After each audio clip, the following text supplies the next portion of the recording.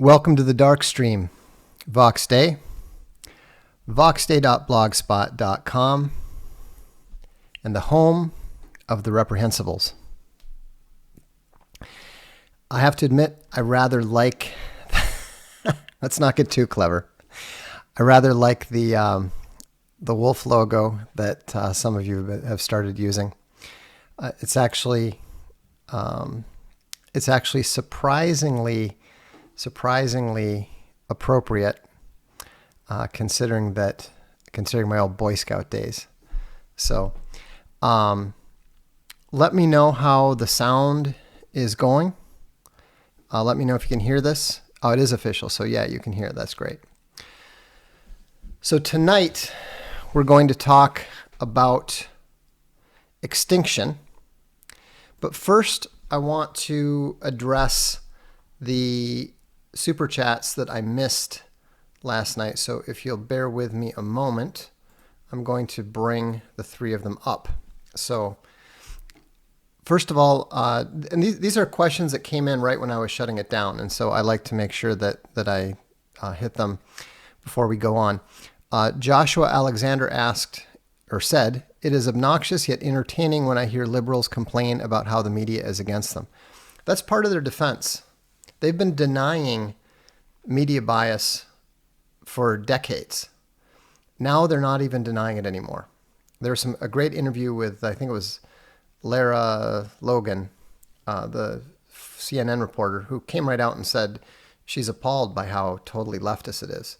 Jill Abramson, the former editor of the New York Times, came right out and said that it's just gotten hopelessly leftist, hopelessly weighed against the right.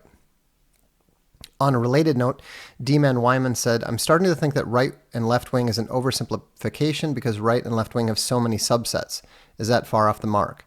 No, it's not at all, because the real struggle right now is between globalist and nationalist, between Christian and Luciferian.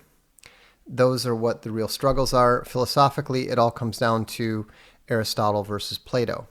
Right and left wing is intrinsically hooked into the perspective that is limited to economics, and so it is increasingly irrelevant.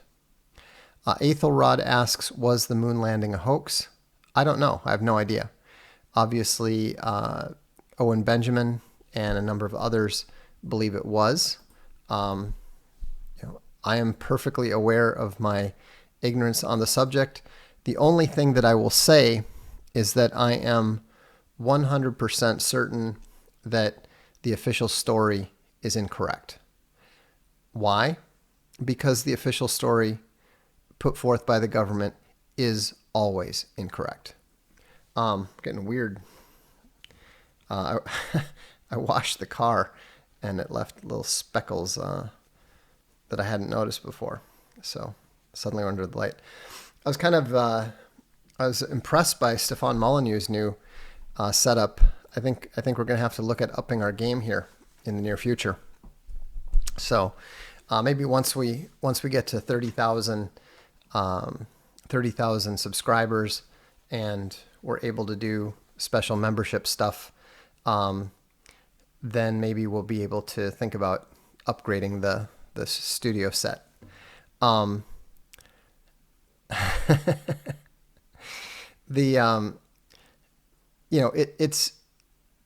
It doesn't, again, I'm not that interested in the moon landing stuff.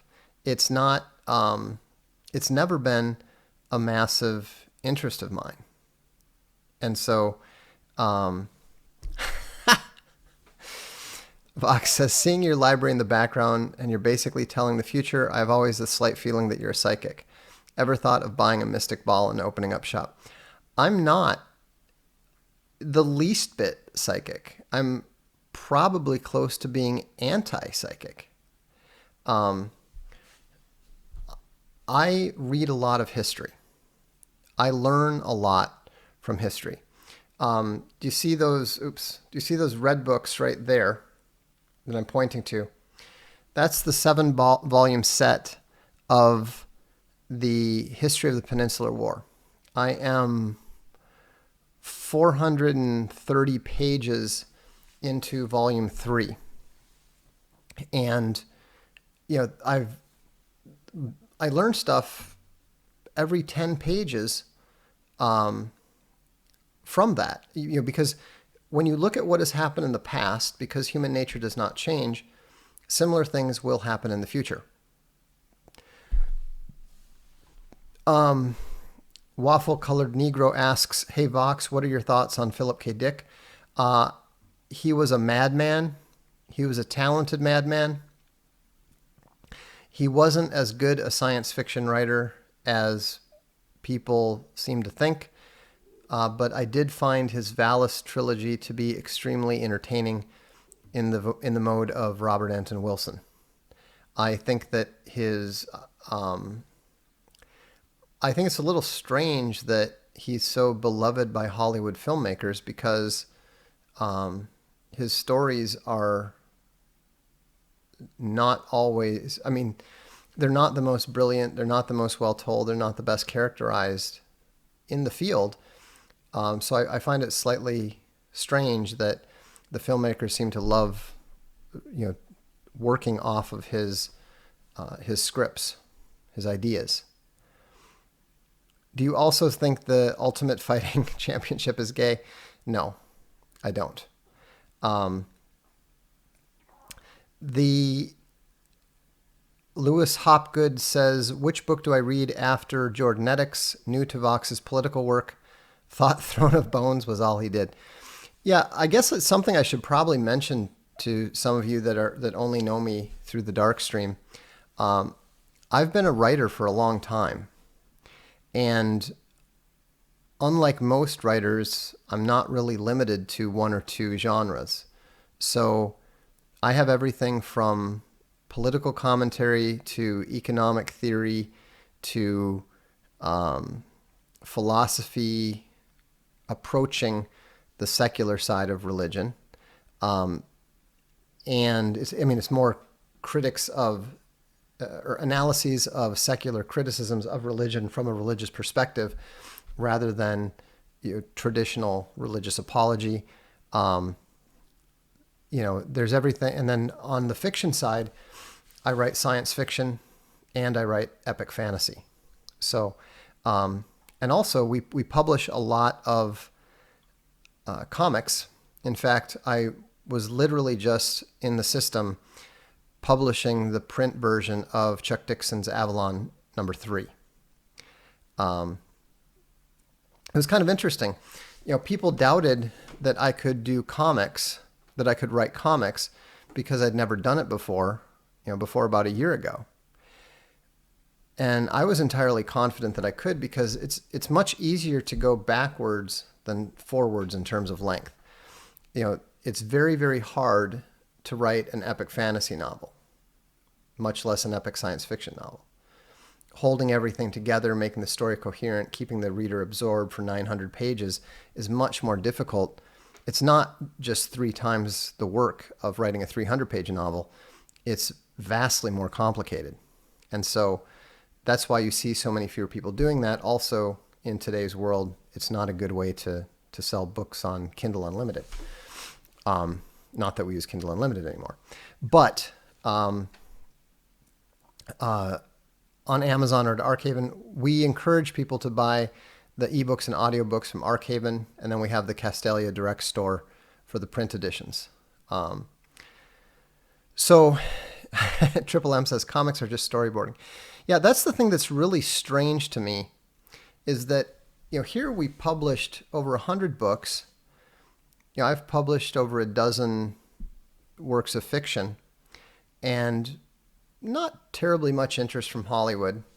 Occasionally a producer would contact or somebody wanted to see about optioning some rights to something. I wasn't interested, so we never talked to them, or I never accepted it. But it was interesting because as soon as we did the comics, suddenly these production companies started approaching us very seriously and excitedly. And I didn't understand this until the producer with the production company that we chose to work on developing things with, he said, you have to understand, nobody in Hollywood reads. They just flat out don't read. A comic book is about as much as they're going to read because it's essentially a storyboard. So that's interesting. I don't think of Jim Goad. I don't even know who he is. As a general rule, asking me what I think about people is not a very good idea because in most cases, I don't pay attention to them. In very few cases do I care. And I have absolutely no interest in being convinced that I should pay attention to somebody because you like them. The Dashing Rogue says, have you decided to post my video with JBP? Well, I'm going to as soon as I can arrange to edit out the part that you didn't want in there. I would have posted it a long time ago, except for you wanted me to edit it. So if you want to speed the process up, edit it how you like it and let me download it. I'm extremely busy right now. In addition to all the regular publishing and development duties, we're also in the heat of our legal conflict with Indiegogo. I haven't talked about it because I'm not allowed to talk about it, but I can tell you that I'm extremely busy with that right now, and we'd expect the whole thing to be done within a month. So that will be interesting to see how that turns out. Let's see here. So let's talk about Extinction. And let's talk about what I showed you here. Now this is a map of an invasion of London. This shows the way that London has been invaded by foreigners. Now, it's actually an invasion by Asian foreigners, but it is not the Asians of the sort that you hear the British press talking about. This is actually a heat map that indicates the locations of Japanese knotweed. And there's a story in the Daily Mail today that is very worried about the way in which this invasive Asian species is driving out the native species. Now, isn't it interesting that they're so concerned, so very worried about these invasive species pushing out the native species as long as it's not related to the human species? And this is what's really interesting because on the one hand, the left wants us to be concerned about the destruction of the native species. In fact, there's a big scare article today that I copied some of the text of. I'm going to read a little bit of it to you. It says, the population of the world's wild animals have fallen by more than 50%, and humanity is to blame. Here's everything you know. As the human population has swelled to 7.5 billion, our species' massive footprint on planet Earth has had a devastating impact on mammals, birds, reptiles, insects, and marine life. In the past 40 years, the number of wild animals has plunged 50%. The past 20 years have brought a 90% plunge in the number of monarch butterflies in America and an 87% loss of rusty patch bumblebees. Only 3% of the original populations of the heavily fished Pacific bluefin tuna remain in the sea. Well, so what? Why do we care?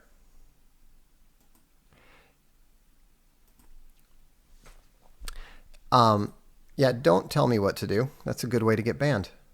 And they're saying, how many species are already extinct? We don't know. One species, the Hawaiian tree snail, died out on New Year's Day when its final member, George, passed at age 14. I'm sad, said Rebecca Rundell, a biologist at the State University of New York. But really, I'm more angry because this was such a special species.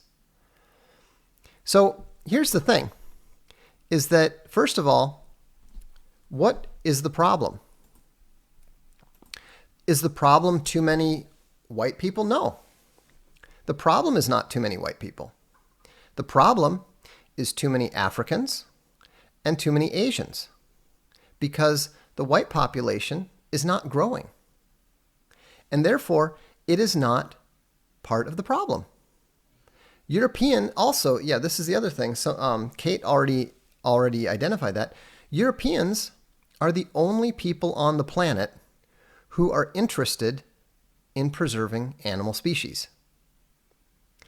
And so the fact that whites are now have now gone from something like 35% of the human species on the planet to about 7% means that whatever the problem is, if the problem is too many people, it is not a problem that white people are going to be able to solve.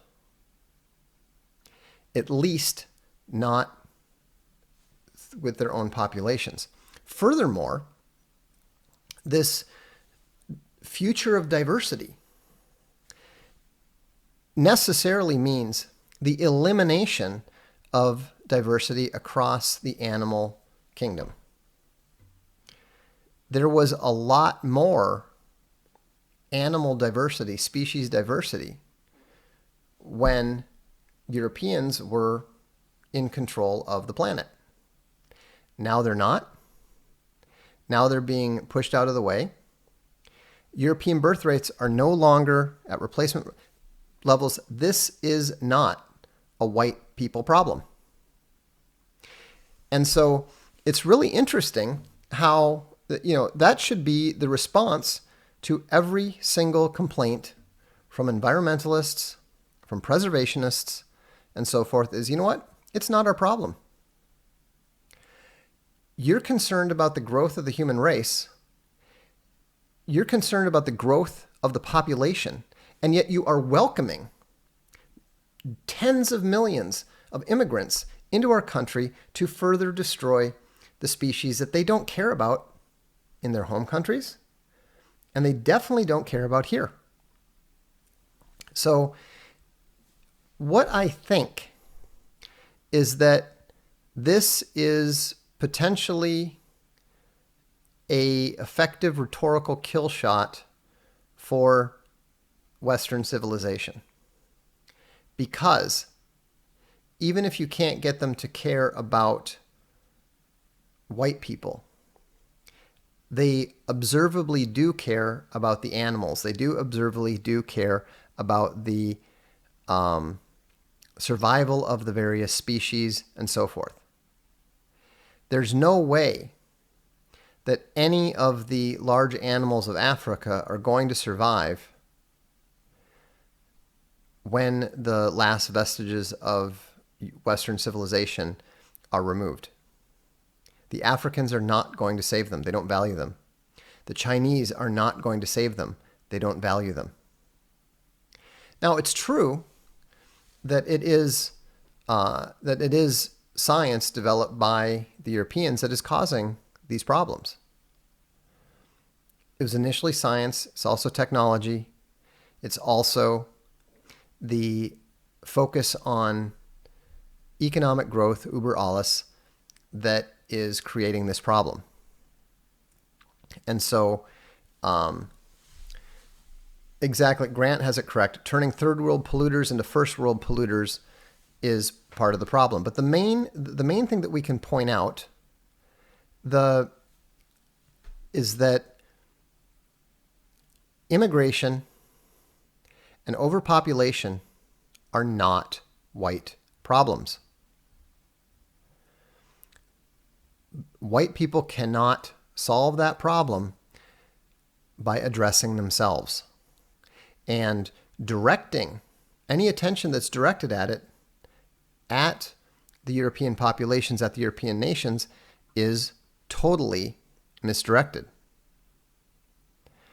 And so it is, I think that that's something that we need to keep hammering home.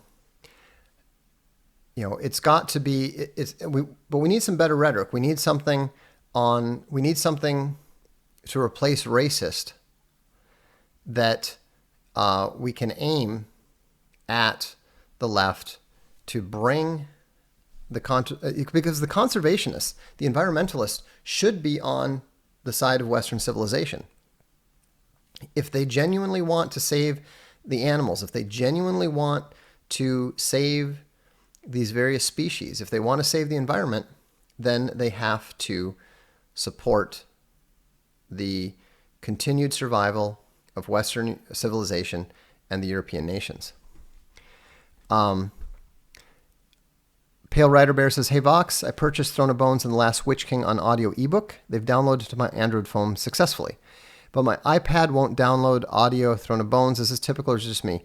No, that's typical. Look at the instructions on the receipt that you received after you bought the ebook or the audiobook. You have to buy the best way to do it, we've determined, because Apple makes it very, very difficult to actually listen to any file that you don't acquire through iTunes. There's a $4 piece of software that you can pick up from the iPhone store, and that will let you do what you need to do. We've got instructions and so forth. So I'd recommend doing that. In the long term, we are working on developing our own combination ebook audio reader so that people won't have these problems in the future. But until then, thanks to the walled garden of Apple, we have to recommend this particular solution, unfortunately. Yeah, so it's going to be interesting to see. It's going to be interesting to see how people react to this, because I've been saying for many years that the alt-right is inevitable. And I'm not talking about the media version of it. I'm talking about the concept of God and nation first. And that is inevitable because the pendulum is swinging back towards nationalism, towards religion, because our current society is not sustainable. Our current society is not going to survive in its present form. It can't.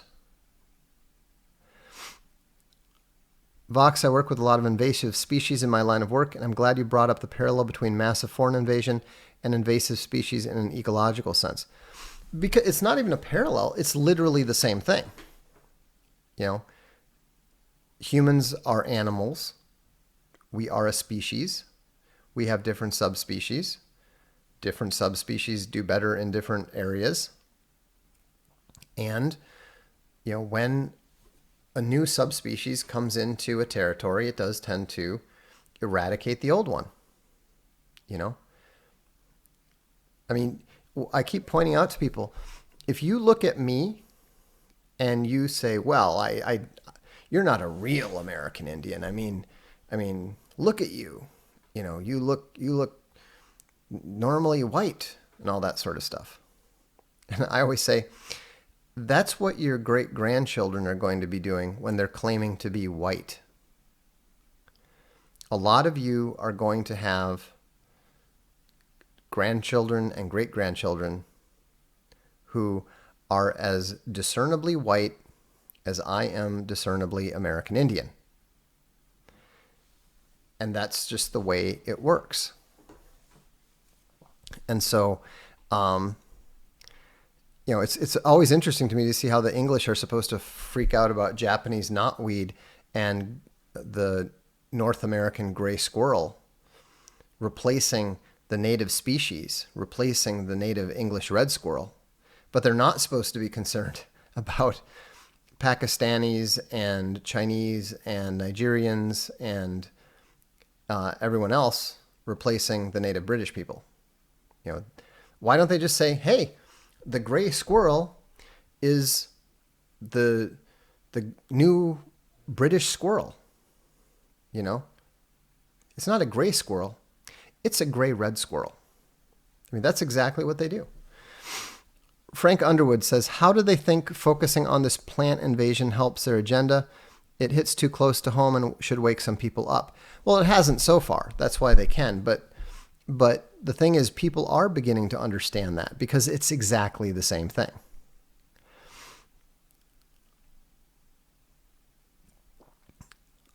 let's see here. Ben Darling says they're trying to cut off the pendulum altogether by removing democracy. Yeah, see, that's not going to work because it's not about democracy.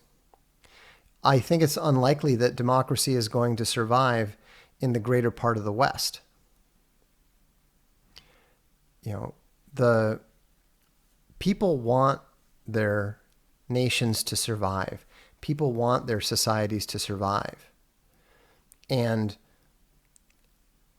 given the breakthroughs that we've got in DNA, given the breakthroughs that we've got in biological weapons, I think that you're going to see, a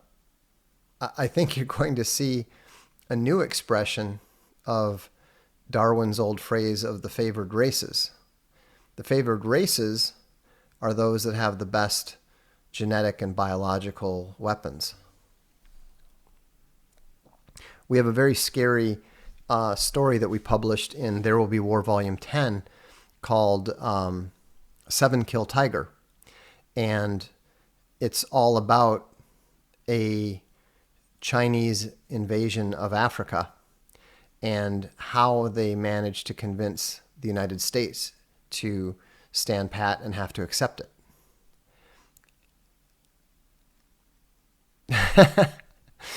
1950 Archangel says, there's only one squirrel race. Red and gray squirrels are social constructs. That's exactly right. Drew M says, ethnic cleansing when? Well, I don't think that it's, I don't think that it's going to be everywhere. But I think that we're going to see large scale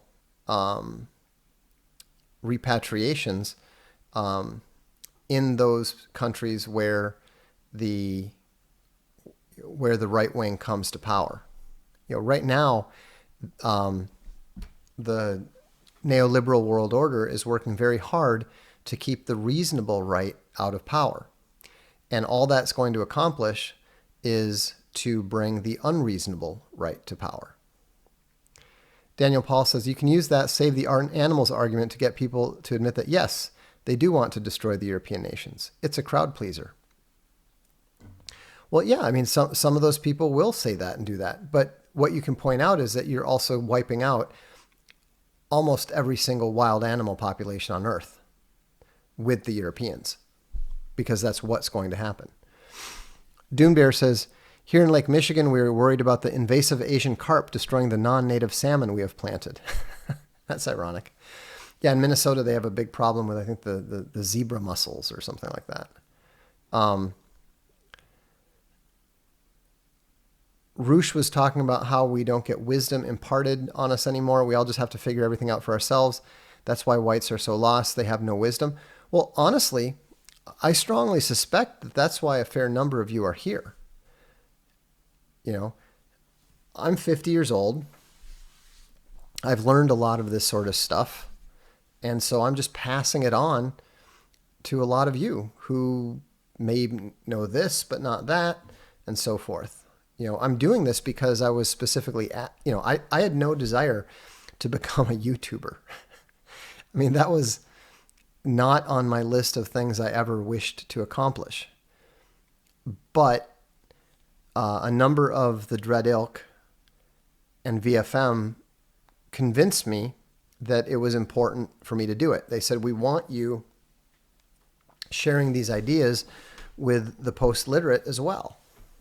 Because I said, well, why do I need to do videos? If people want to see what I think, they can read my books. If they don't want to read my books, they can read my blog. And, they said, look, a lot of people prefer to listen. A lot of people prefer to watch videos. Are you just going to blow them all off?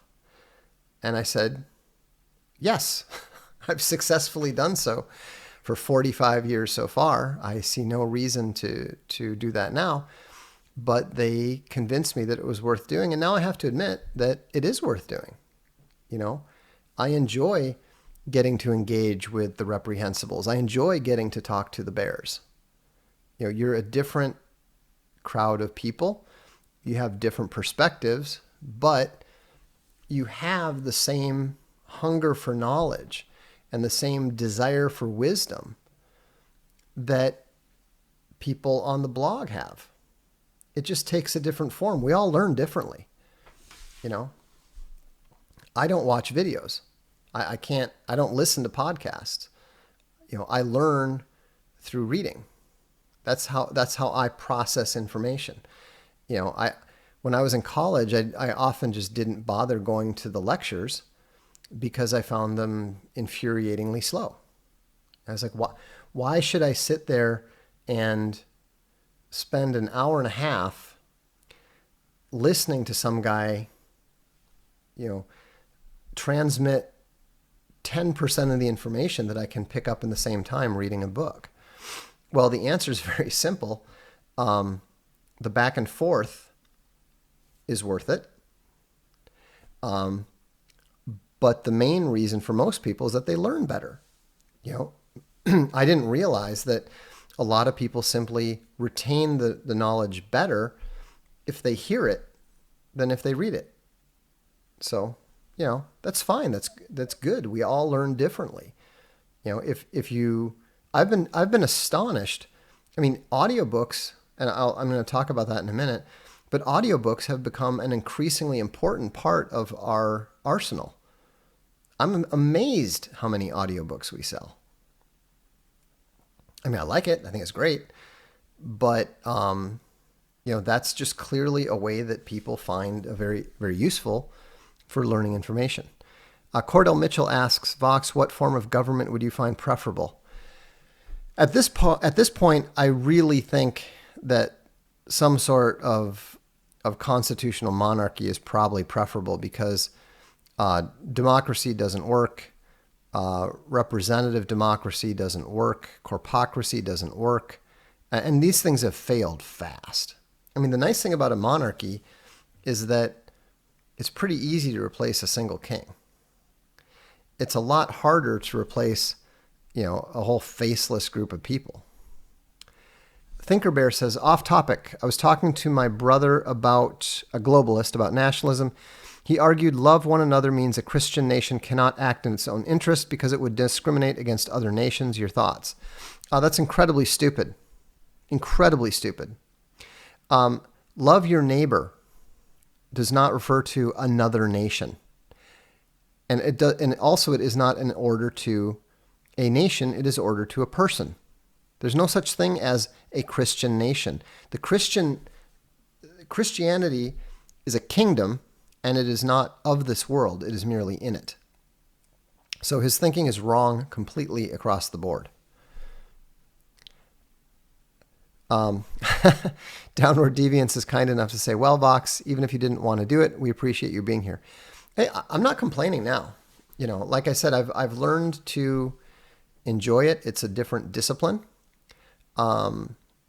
It's definitely a bit more complicated than just sitting down and writing, and it's definitely not as solitary.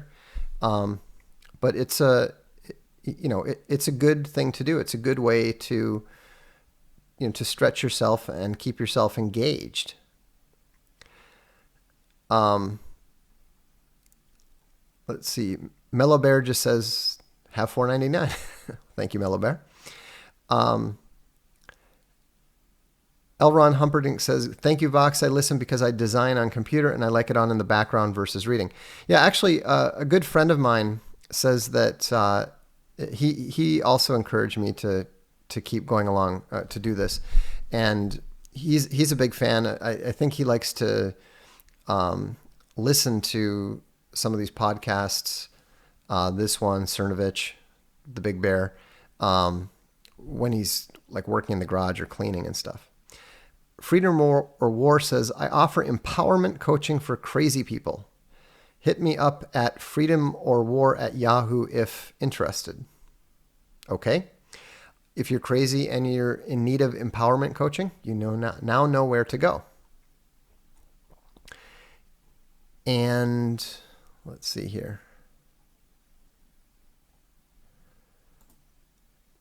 White Southern God says, good evening, Vox. Do you think that there is any hope for white Americans to awaken and unify as a bloc group? Should all European-derived people in the U.S. unite under a white racial identity? Well, I think that using words like should is a mistake, because the answer is no, they're not going to. It's not going to happen. They're too different. You know, if you're trying to include Scandinavians and Italians and Irish and get them all to work together, it's not going to happen. Look what's happening in the Democratic Party.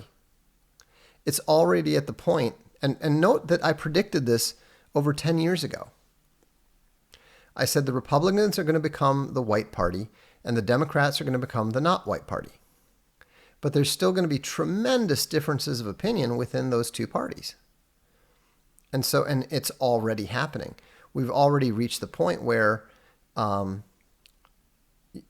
Somalis have successfully pushed out longtime Jewish representatives in Minneapolis. You had Cortez pushing out a longtime Irish guy, I think it was, in New York. After this election cycle, it's possible that there will not be any serious white presidential candidates coming out of the Democratic Party from this point on. Brazilian Bear says, Vox, you made me realize I will never be an American, so I'm a Brazilian nationalist now. Should be trying to make other immigrants realize the same thing. Well, I think that you should try to help everyone understand the truth. It's not about this particular issue or that particular issue. And the key thing that you need to understand most about what I'm saying is that there is nothing that we can do about these things now. It's like saying somebody talking about how there's the San Andreas Fault. Well, what can we do about it? Nothing. The San Andreas Fault is there. All we can do is plan for the earthquake and try to mitigate the damage of the future earthquake. Because of the mass immigration that has taken place in the United States since around 1900 or so, the cake has been baked. The fault line, the faults are now in place. And so there's nothing that can be done politically to fix it. And so your responsibility as a individual who is intelligent and has enough foresight to recognize the reality of the situation, your responsibility is to act accordingly.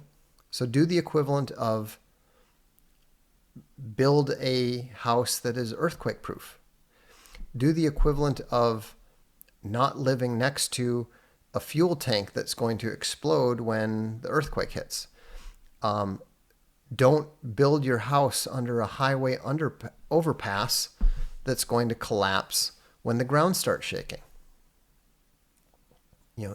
We know this is going to happen. There's no reason to doubt it whatsoever. We just don't know the timing. Random says, Owen's lunchtime stream kept me awake just long enough to catch your stream live. You're in Italy. I am in Portugal. Stream earlier, please. Sorry, this is when I stream. I stream at 7 p.m. Eastern, which is 1 a.m. in Europe. I'm a night owl. This works well for me. The house is quiet. I missed the last part of it. I have a ton of wood to move tomorrow morning. Make Owen do morning streams. I don't make Owen do anything.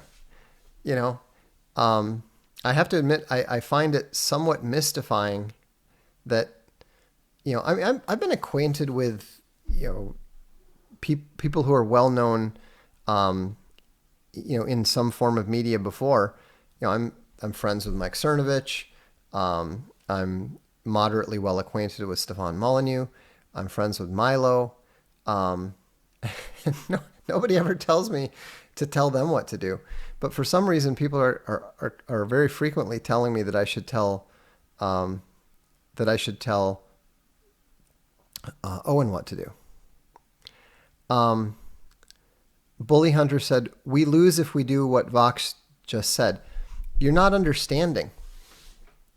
There is no winning. There's no the United States as you knew it is over. It's been over for a long time. I first noted it and wrote publicly about it in 2004. Okay, so you can no more restore that than you can restore the Kingdom of Sicily, or then you can restore the Crusader states in Israel. It doesn't exist anymore. We think it does because there's still the flag and there's still the maps and that sort of thing. But the fundamental nature of it has changed. And so, the whole idea of, well, we're going to create a consciousness and that is magically going to do this or that. No, because what happened took place over a long period of time. And the rifts that have been created are going to play out long before any new consciousness can even begin to come about. Bourbon Bear says, do some Dark Lording and get the streams to run on time. Yeah, I actually did talk a while back when I was still on Periscope. I talked to Mike Cernovich, and I talked to, I think he was talking to Scott Adams, and I was saying, and I think Milo was involved too, and I was saying, look, we should all have fixed stream times and then lead one into the other, because then it will, it'll be a lot easier for people to know when to find us and all this sort of thing. And they all like the idea, but of course, because they're a bunch of strong-willed individuals, nobody was actually willing to commit to a certain time. See, I like the idea of just having a certain time because, that way I know when to do it. I don't like to have, if I was just to wait until I felt like streaming about something, I might go a week or two without thinking about it. But if I know, okay, people are going to be expecting me to do something at this time, it's very easy to do it. It's kind of like going to the gym. If you wait until you feel like going to the gym, you're not as likely to go as if you just set yourself up on a regular schedule and go. Mike C says, given no identity, are whites in the U.S. doomed? No, I don't think so. It's the people are still going to be there. There's still lots and lots of Europeans in the United States. It's just that they're not going to have they're not going to be in charge of the empire much longer. And the empire is going to collapse. So I don't think that they're going to control the entire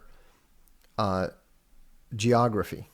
That's not credible. It's never happened before.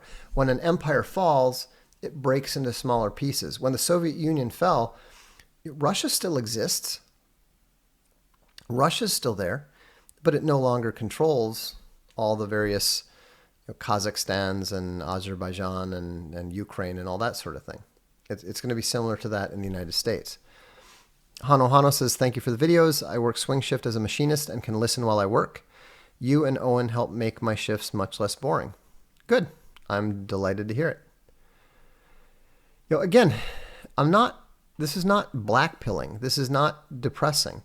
This is applied history. This is looking at what happens and paying attention to what is likely going to happen again, because it's happened before. Freedom or War says, I am an Army Green Beret and I agree with Vox. It is a sunk ship and we can salvage the great ideas and save them. The baby, not the bathwater. That is one of the most bizarre mixed metaphors I have ever seen. The ship is sunk, but we can salvage the ideas from the ship that are the baby. I just think it's funny.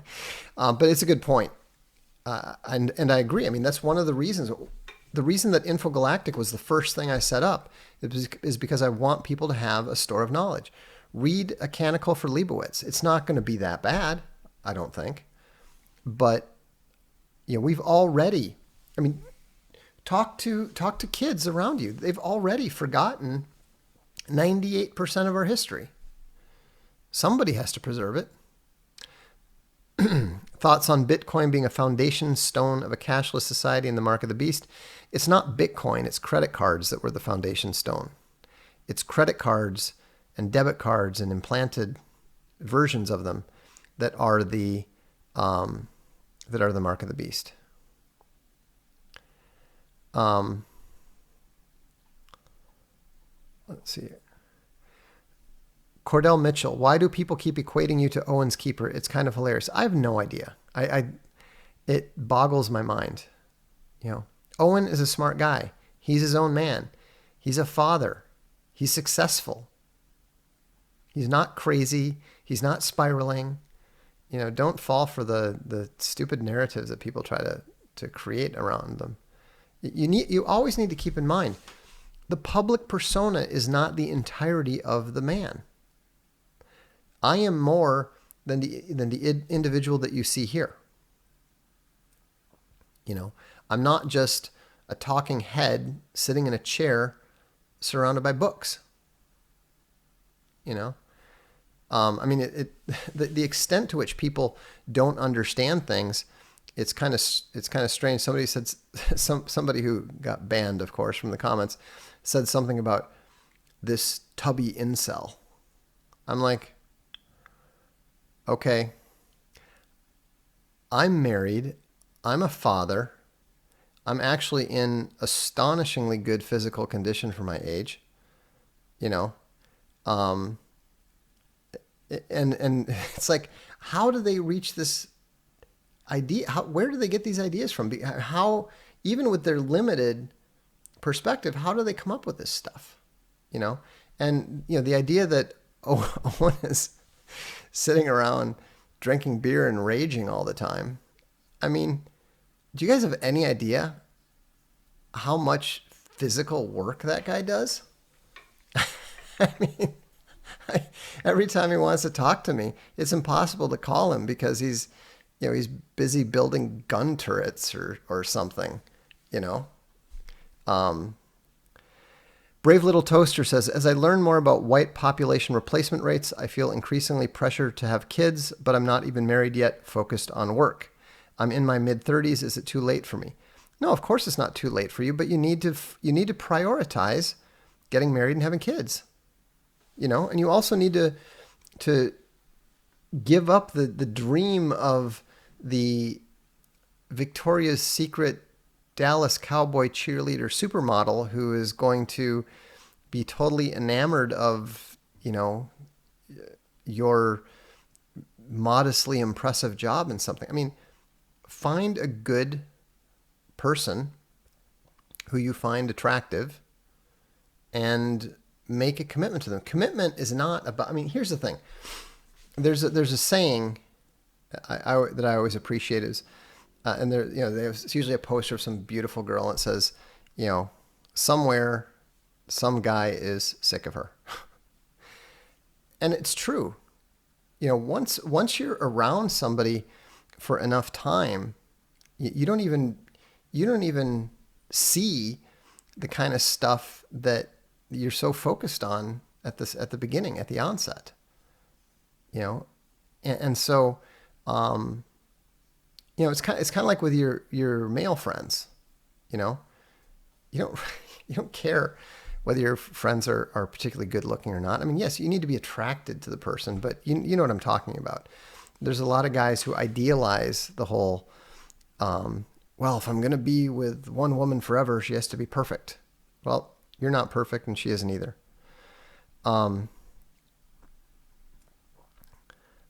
Let's see. Let's scroll down here, make sure I'm not missing anything.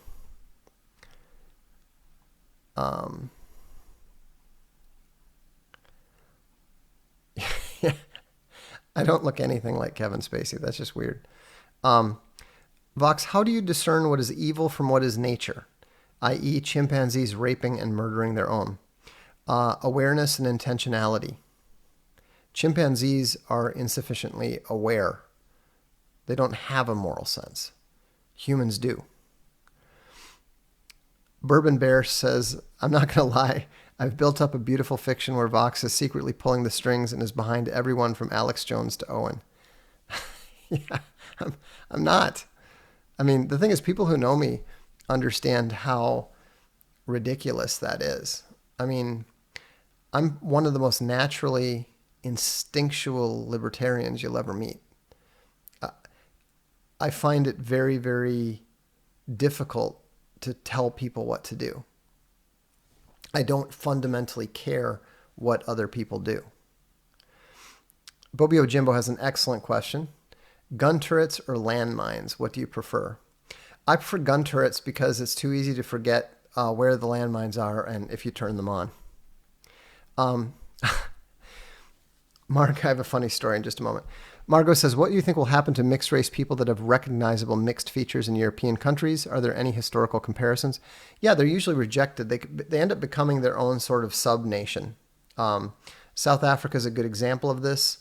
And also you see it in the Indian castes.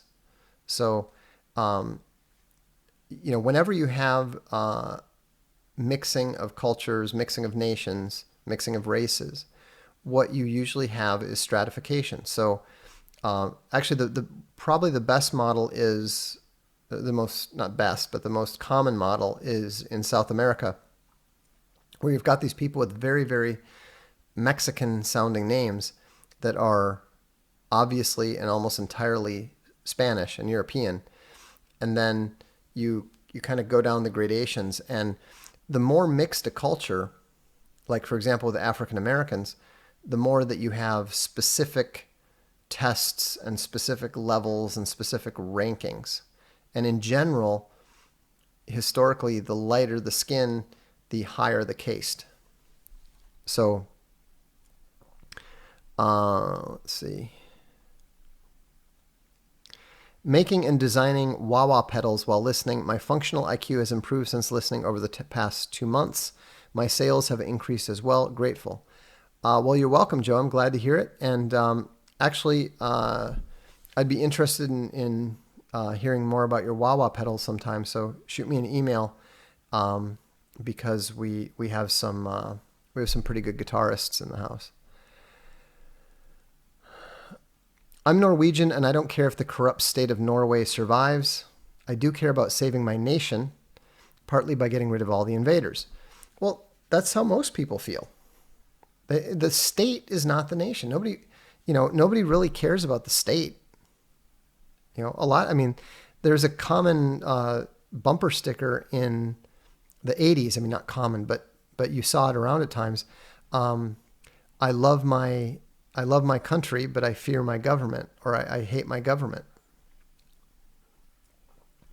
The government is the state. The people are the nation. Let's see.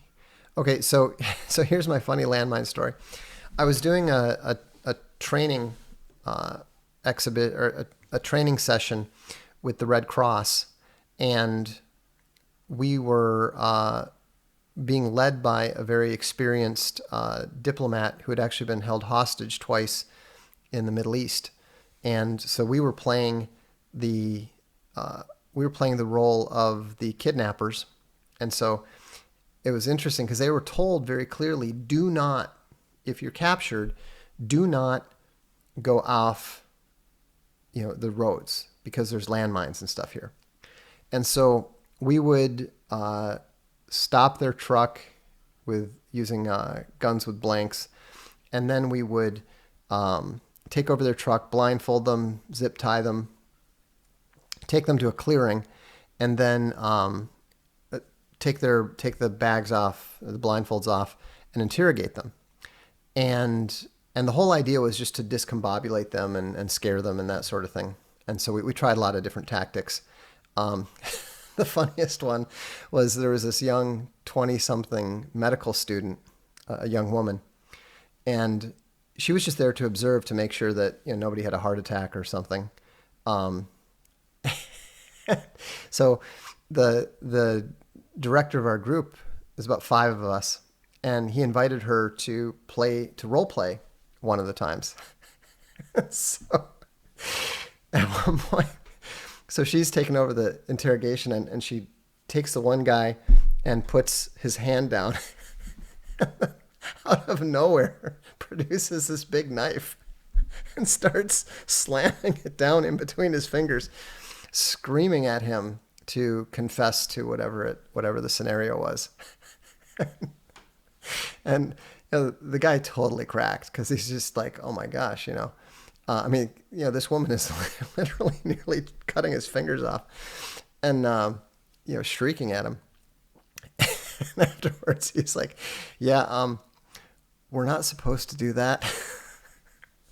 But the funny thing was that what we were trying to do, and we were successful, is that we actually had planted these CO-charged water mines in the field right beyond where we were interrogating them.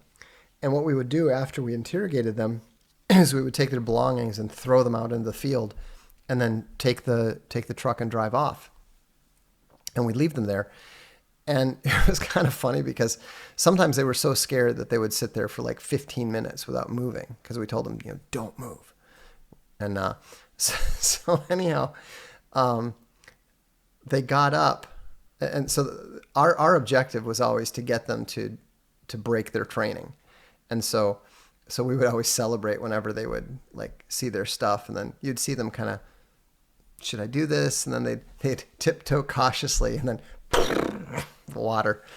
So that was definitely an interesting experience. Vox, giving shorter preferences for most immigrants. Do you support incentivizing them to leave via a lump sum payment? Yes. And yes, of course, I'm familiar with Pantera. Not a fan. They've got some good riffs, but I generally don't like. I like metal music. I don't like what passes for most metal singing. Before I go, it's just about time to wrap it up. But I wanted to point out that we've got 2 new audiobooks out today. They're audiobook plus, which means that if you buy the audiobook, you also get the ebook in EPUB and Mobi formats. They're excellent books. The Missionaries. No, this is The Missionaries. The Missionaries is one of the funniest books you will ever read. It is absolutely hilarious. It's about the UN going to an island in Papua New Guinea and attempting to help it become independent. And then The Promethean is probably my finest accomplishment as a editor, because the author of The Missionaries, he didn't think that he had another book in him, because this was his first novel. And I talked him into it, and he produced The Promethean, which is, I would say, 85% as funny and as good as The Missionaries, which means that it is still one of the better novels that you'll ever read. They're both satirical. They would both absolutely horrify any SJW. It was kind of funny because when I did get interviewed by a Rolling Stone reporter, she read The Missionaries because she said, well, of all your books, which do you think is the best one that your publishing house has published? And I said, this one. And so when she was interviewing me, she said, I honestly think that it's the most racist, horrible, reprehensible book I've ever read. And I just looked at her, and then she started laughing, and then she said, but it's so funny. So anyhow, both the Promethean and the Missionaries are now available at archavencomics.com. They're both $12.99. And I understand that a lot of times people tell you something is funny, and then you're like, you see it, you read it, and it's not that funny. I'm telling you that by the time you get to the end of the first chapter, you will almost definitely have at least found yourself snorting out loud once. And it gets to the point where you just literally cannot believe that this book was actually ever written. It's that funny. So anyhow, it is one of the most wildly politically incorrect things you'll ever see. I was talking to a movie director, and he said, "It is seriously my dream to one day turn The Missionaries into a movie. It will be the most offensive movie ever filmed." So, anyhow, I think you'll enjoy it. Regardless, thanks for tuning in. This is the Darkstream. I'm Vox Day.